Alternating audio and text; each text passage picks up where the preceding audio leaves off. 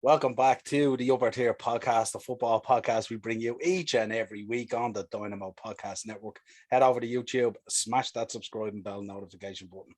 Joining me today for the big match of the weekend, tomorrow at tea time, Liverpool versus Chelsea at Anfield.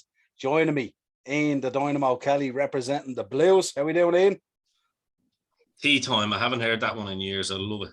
My brother's back all the way from Kusadasi. He's back in the chair again. Dean Fitz, how we doing, brother? Welcome back. See all these United fans about Ronaldo and all. Let us all be warned. Liverpool signed Bobby Clark off Newcastle's under-18s. You are all getting it.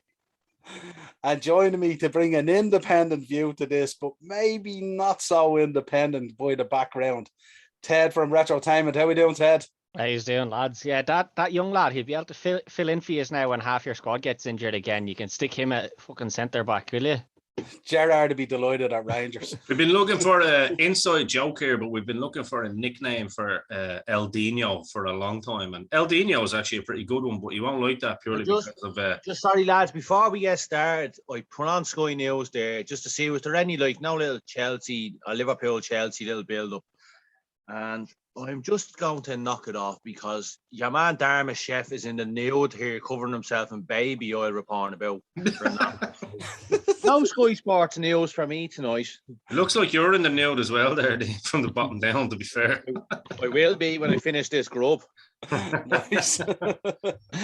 Let's begin then. Ian, we'll start with you, obviously, because you're the away team. Huge match tomorrow evening, obviously. Rivals rekindled. Klopp versus Tuchel, Big Rom versus Virgil, or I assume Virgil. He could switch over and pull a fast and go over to Matip.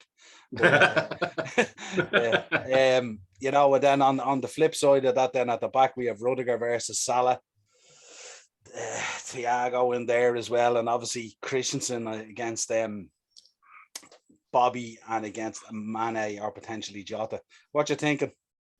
And you forget the World Player of the Year in the centre of the park as well. Just thought a European player. Oh, we'll get into the midfield. Don't worry about it. Sure, you cleaned up last night. Yeah, no, but you're right. It's an intriguing one, isn't it? I love that it's on a Saturday as well. I love those Saturday evening games after the barbecue with a few beers. We'll all be buzzing for it. I know Liverpool is planning a bit of a protest before the game, I hear, but it is what it is. I hope that doesn't affect the game, or just get in and fucking support your club if you're a Liverpool fan. You know what I mean? I think the interesting part, I mean, you're 100% right. That screen you have in the background of Big Rom and Big Virgil, like that's the intriguing battle, isn't it?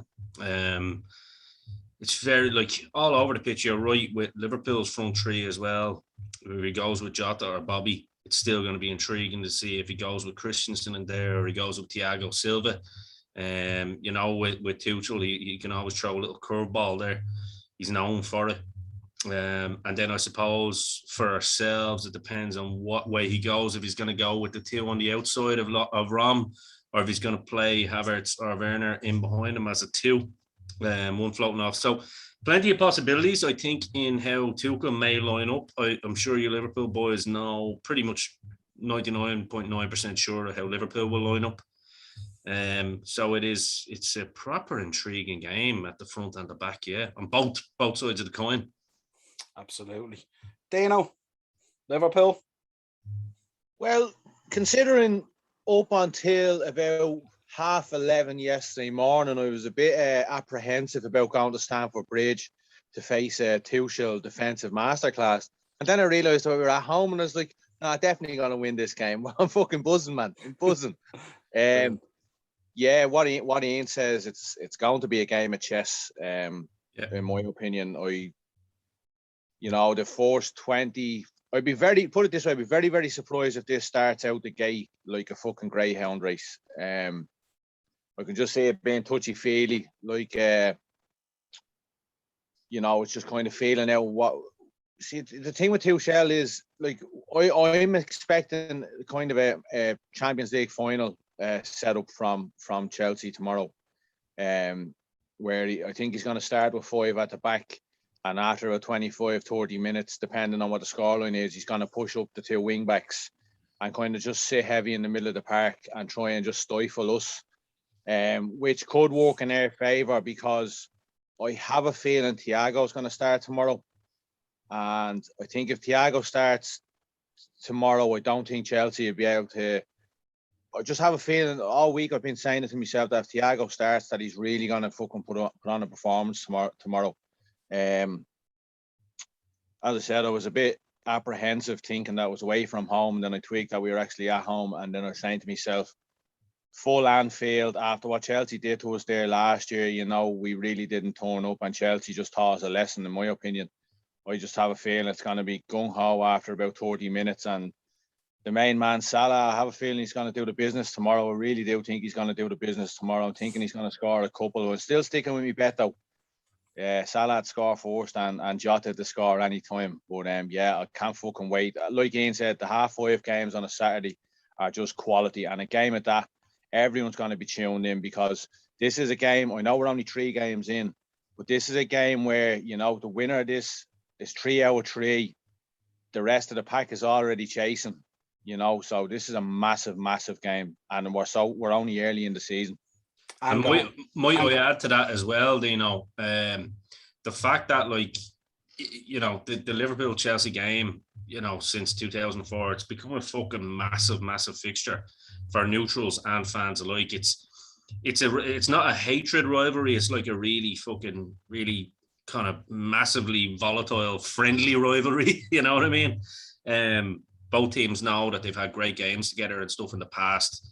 You know, ups and downs on both sides. So it's one of those rivalries that's a huge game in the calendar season. But at the same time, it's one of those where it's not like you say like a Chelsea Tottenham or a Liverpool United. There's a bit of banter there back and forth in it, but it's a great game for the neutrals and for us alike. We're definitely going to be sweating balls while the likes of Ted here sits back and watches. There's a bit of added pressure on the game as well tomorrow already, because, you know, I know we're only 2 games in ahead of tomorrow, but with City already losing a game and United already dropping points and Arsenal being shy, you know, this is a real game to make a statement. No, let's be honest. Well, it's true. It's true. But this is a game like to make a statement. Like, whether a team wins here by 1 or a team goes out and slaughters the other, you're really putting a marker down, because I was looking at the predictions from a lot of the pundits in England, and they're still going with City to win the league.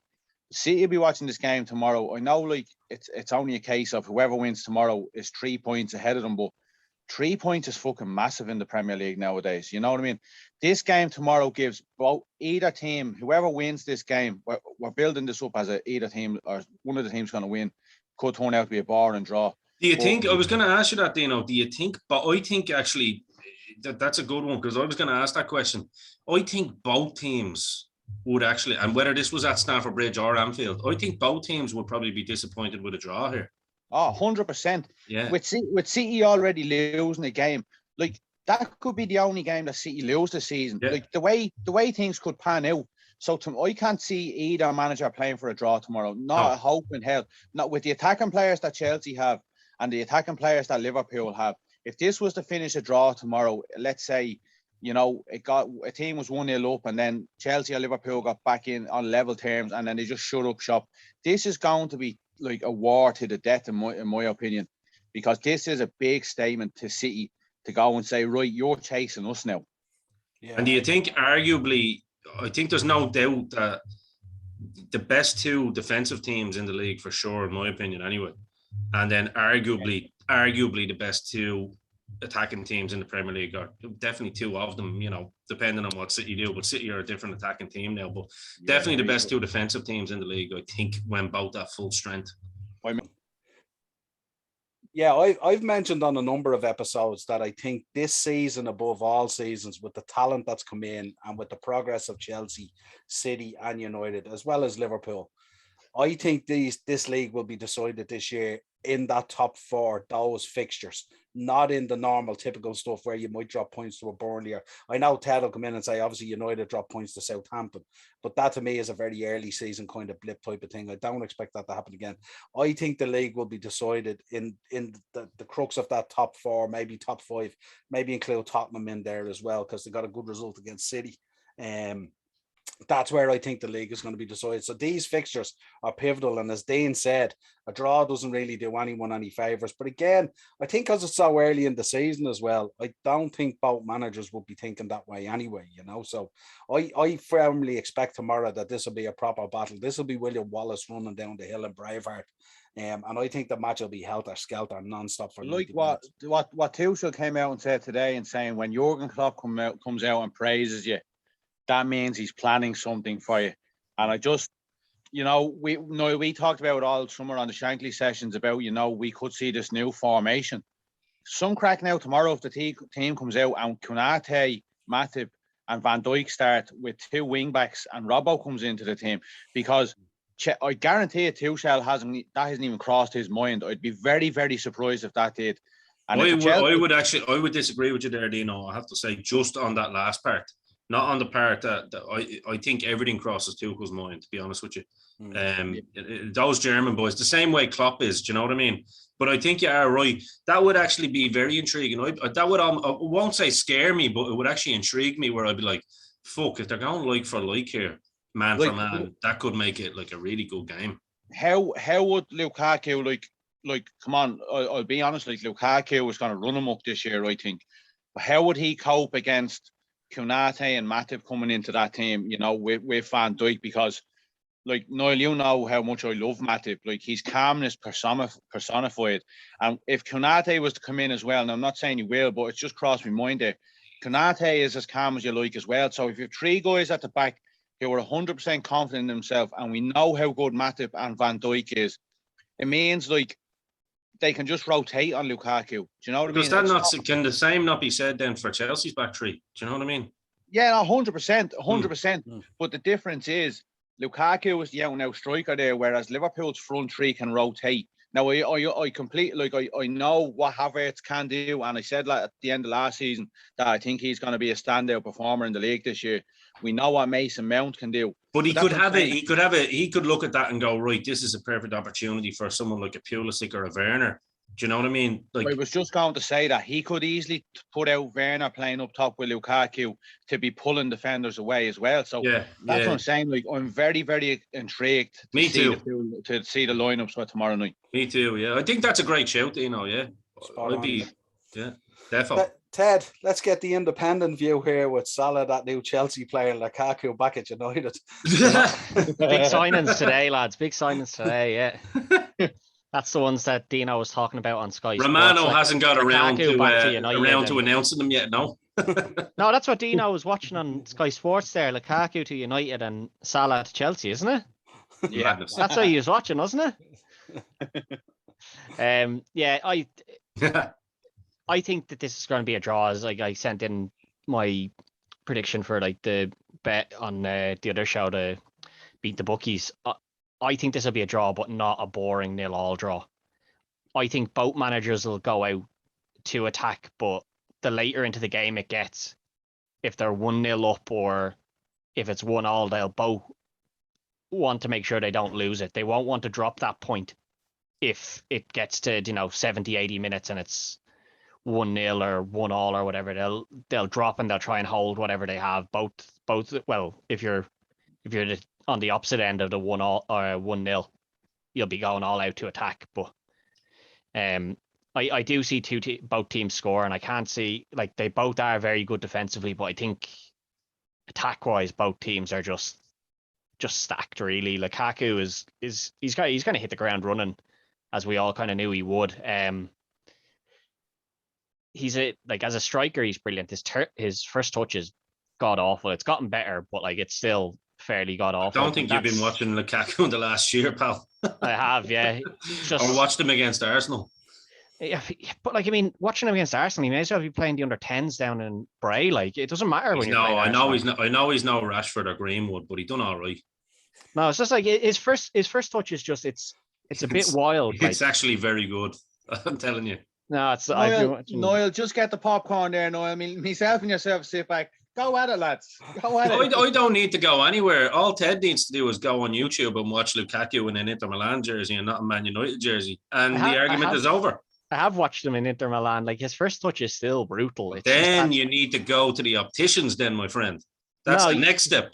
If the defenders are going to stay that far off you and your first touch is that bad, like you're still going to be able to recover your bad first touch. That's what the way the Italian league always is. I would preface that by saying that a lot of Lukaku's first touches last season hit the back of the net. Yeah. He didn't even need to take a touch. Maybe that's the secret with Lukaku. Just hit it first time, you know. No, that's what I was going to say. His first touch isn't great, but like when someone whips a ball into him, he's very good, and that's what they do with Belgium. Like it's just a ball over the top, and he's already past the defender anyway.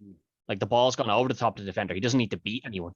That's what he's very good at. So 11. What was it? 11 assists last year for Lautaro. Little flicks in between the two players. I think that's what I'm saying. His first touch has definitely improved. I'm not saying he's Lionel Messi with his first touch, but he's certainly like probably at least a good 60-70% better than he was at United, to be fair, and Chelsea. I did say it had improved. It's just it's still not great. And like if you have a bad first touch against someone like Van Dijk's gonna jump on that. That ball will be gone. If he has a bad first touch against the likes of Van Dijk in the centre back position, it'll already be cleared. So he needs to make sure with that. I think he's greatly improved as well on his aerial game as well. He scored a number of really good headers last season as well. Set pieces tomorrow. Chelsea set pieces tomorrow will show you like how that's going to be an unbelievable battle. Yeah. Because Van Dijk's not going to leave. Van Dijk's not going to leave his side, and Lukaku is insane in the air. So the battles are like. We've always been excited. Liverpool and Chelsea ever since the Rafa Benitez days, that then Champions League battles when we seem to just get them on the regular. It was like when the the draws were being made. It was like them two teams have to be drawn together because they're just that rivalry is just simmered and simmered and simmered. And then Liverpool had that little phase where we had no success, and we've won a league and a Champions League, and then Tuchel comes in. And as Ian knows, like I said, Lampard was nowhere near good enough to be manager at Chelsea. Tuchel comes in and just like that, turned the kettle on, and Chelsea are back. This game so early in the season, it's for me, Liverpool and City will have the same kind of buzz around it, depending on how City get on up until that game. This game tomorrow sets a precedent because I know it's only 2 games, but both teams are unbeaten. Like I think Chelsea haven't conceded either, have they? No. You know what I mean? Both teams have 2 clean sheets. Both teams have players that can come into the team. I wouldn't necessarily say both teams have played their strongest 11s in both games, with Simiskis being out and Henderson's being out and Thiago's still come into the team, and then there's players missing at Chelsea as well.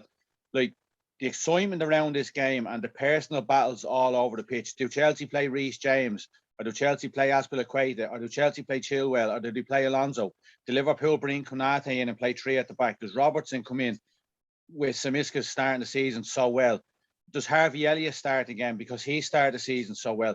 Like the buzz around this game, Man City and Man United will be sitting down tomorrow night. If any of them, if Guardiola or Solskjaer comes out tomorrow and says, I won't watch that game, they're telling fucking lies, because for them, this is the game. If one of these teams wins tomorrow night, 3 out of 3, confidence sky high, going into it, like Liverpool have Leeds next week. I'm not sure who Chelsea have in. But like if Liverpool get a win tomorrow against Chelsea, they'll be fucking rocking going to Ellen Road. They won't give a fuck how noisy that is. And the same with Chelsea, whoever they have next week. This sets the precedent for the season. And it means everyone else's eyes is on it, because we all said top 4 is guaranteed to have Chelsea and Liverpool in it. But this goes a long way. As I said, it's only 3 games in, but this goes a long way towards the route that either team is going to take on towards the title. Yeah, It's, this is it's really laying Villa down. next week for Chelsea, by the way. Yeah. Well, Villa the it's the following week week. after, isn't it? Because we've an international break. week. Yeah, well, like the Fucking next break. Premier League week sort of Yeah. thing. Yeah. But this is really one that lays down a marker if they get a win, isn't it? That's the team to beat, 100%. isn't it? So that's the way I'm looking at it. If we park the two defenses on the two front lines for the moment, I really think the key battle in this match is in midfield, and this is where the match will be won and lost. So depending on who we go with it, Dane, you're thinking Thiago in there with Hendo. Thiago, Henderson, and Fabinho. Fabinho's coming back into the team. Yes, I just think that tomorrow with the way Jorginho and Kante play, I just think tomorrow is the game to play Thiago behind the front three.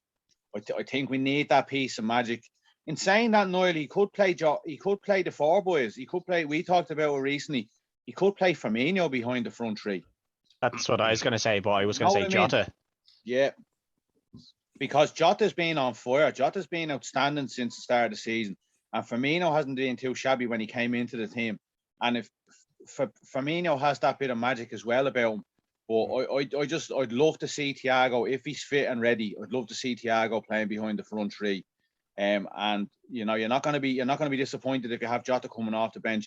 I think Jota will start personally, but you're not going to be disappointed if Firmino's coming off the bench.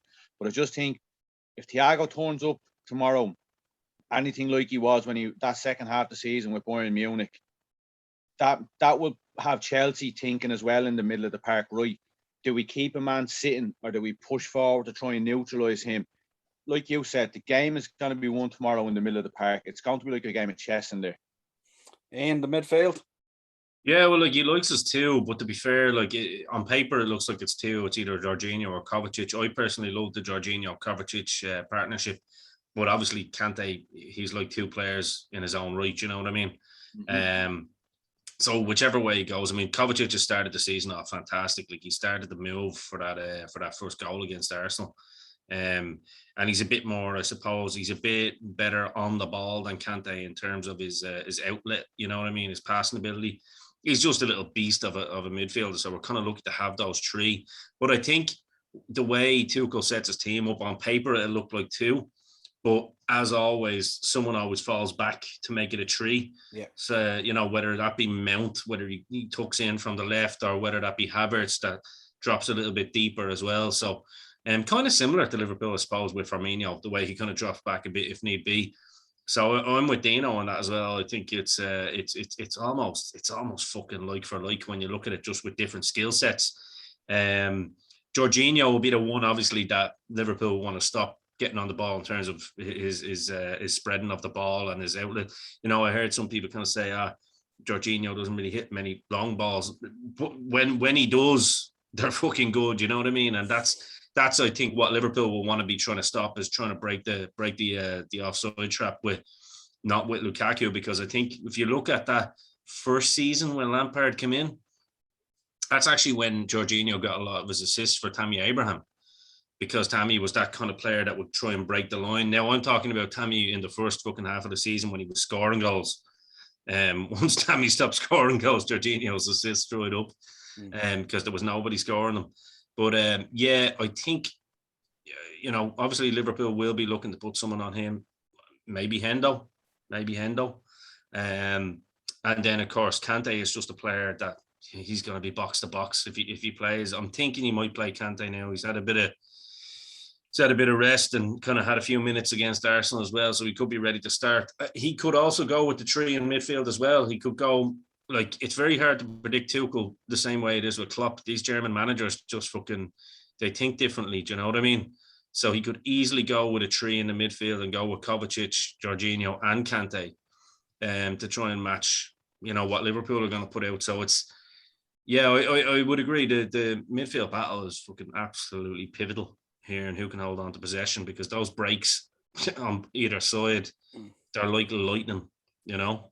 In terms of Chelsea's defence, Ian, does the guile and the stiffness and the hardness of Aspa get him back into the side playing defence tomorrow? Aspi will be playing at that right centre-back position tomorrow, no doubt. I think he'll go at Reece again. Reece, for me, was man of the match against Arsenal. I know Lukaku got it because he scored the re-debut goal But I think without a shadow of a doubt, I think Reece James was man of the match. He's blossoming into a fantastic player, isn't he? Unbelievable. So I think you'll definitely see him. I think on the other side, for pace, you could see Chilwell back in. He'll be chomping at the bit to get back in that side after losing his place in the England squad as well. I don't think he'll go with Alonso purely because of the pace factor. We all see how Alonso is when it comes to tracking back. Great going forward, great at set pieces and all that. But I think you'll probably see Chilwell tomorrow back in that team. And I'd say we'll go with a Reece on the opposite side. Yeah, I'd say Azpilicueta, then one of Christensen or Thiago Silva, who's definitely probably chomping at the bit to get on the pitch. When you look at him on the bench, he's almost guiding the team himself. And I don't think it's up for debate who the other defender is playing on the left hand side. No, without his first name on the team sheet, really, isn't it? Yeah, for sure. Yeah. Ted, you've kind of given us a prediction, but give us your prediction for the game.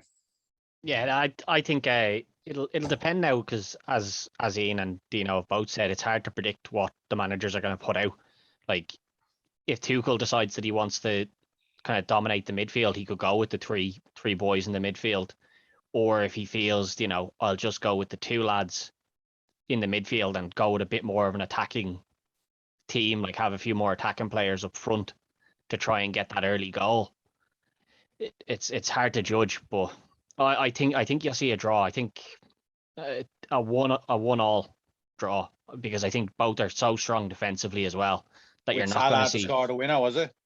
Well, not in a draw, no. But own goal. No, I think they're both too strong defensively to be leaking kind of more than one, maybe two goals each. I don't see either team leaking more than 2 goals, even against strong attacking sides like them, like they both are as well. I think Klopp will go with the 4 lads up front to start. I think he will go with that, and then have the likes of maybe Henderson or Thiago to, I don't know, like Henderson or Thiago to come in after that. I don't know, but I think he'll start with 4 up front to try and put the pressure on Chelsea. It's interesting, isn't it? Very aggressive lineup. Dano, prediction? Mo Salah score first. Liverpool to win 3-2. Jota to score anytime. And what was the other part of me bet? Go over and subscribe to the Dynamo Podcast Network and check out the Beat the Bookie episode. I got a feeling. I was reading in the newspapers today. The build up to the biggest game of the weekend. I just got that excited feeling in my stomach, and I was just reading about Mo Salah's stats over the last few years, and full Anfield in like the biggest game of the season so far, and he still has that point to prove to Chelsea that you made a mistake getting rid of me, and I just have a feeling he's going to turn up tomorrow evening and he's going to score the first goal. He's going to put in a complete performance. I think he'll bag a brace tomorrow, if I'm honest. And I'm just going to. I predicted all week 3-2 to Liverpool, and I'm sticking with it. Good show. Ian, prediction? I'm going 3-2 as well, but obviously in the opposite direction. It has to be done. I don't think either of you would respect me if I went the opposite way. No, I'm going to go with that. I think Romelu Lukaku will definitely continue on his good form. I predict a goal from himself. I think if he starts with this is where I'm going to throw a curveball. I think if he starts with either Pulisic or Werner, I think he will start with one of those for the pace, but playing off Lukaku. And I think if he starts with either one of them, I think you're going to see Werner break his duck personally. I think you might go with that. I've just been watching, like yourselves, I watch like the kind of highlight videos of the weekend training and stuff like that. And he seems to have coaches working with the two of them quite a lot, which means that they're obviously trying to try things almost like the way Lukaku had with Lautaro. I'm not saying they're the same type of player, but I think you'll see Timo score, and I think you'll see I think you might see a Jorginho goal as well. I'm going to throw that out there. I wonder what odds you get for that. Man, and instead of doing a Michael Antonio wanker fucking carbo cutout of myself celebration, you run over and take the You wait for Player of the Year trophy out and just run out onto the pitch and just hold it aloft, yeah. You should do that. Who the fuck? How did he Who win that? celebrates? He wasn't the best Who- midfielder in it. Who celebrates with a cardboard cutout of themselves? Fucking prick. I hope he breaks his leg this weekend. Who? Michael Antonio. Antonio. Oh, sorry, I didn't see that. Sorry.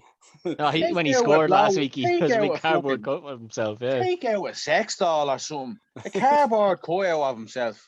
Get a life, pal, will you? You only scored 49 goals. You're playing football about fucking 20 years, mate. Fucking only Carlton Cole has less goals than you in his playing career, you fucking twat. Jesus. Hold on back, whatever you do. Any West Ham fans tuning in, we do appreciate your viewing and your subscribing to the channel. It's not a personal attack on yourself, so just think Michael Antonio's a twat for celebrating with a cardboard cutout of himself. And he doesn't really want any legs broken. Wayne's dad won't be impressed anyway. I'm gonna go for a 3-1 Liverpool. I think we're back at Anfield. I think the crowd will be back full. Noel's been watching WrestleMania 6 again. Means much more than this. We are Liverpool. This means No, that's actually our motto. Yours is Chelsea. No, that's Chelsea. your motto. But believe it or not, in the real world, as is proven last season, it doesn't always work. so. Just though when you win the Tomorrow. Premier League and the Champions League. Tomorrow, 5:30. Will it be the Chelsea Roar or will it be the Chelsea Whimper? We will What's wait the and Chelsea see. Raw? You not heard it? It's very sly. Gentlemen, a pleasure as always. Head over to YouTube, Dynamo Podcast Network. This has been your Liverpool versus Chelsea preview. Gents, an absolute pleasure. We will see tomorrow evening. Come on, the Reds. Till next time, man.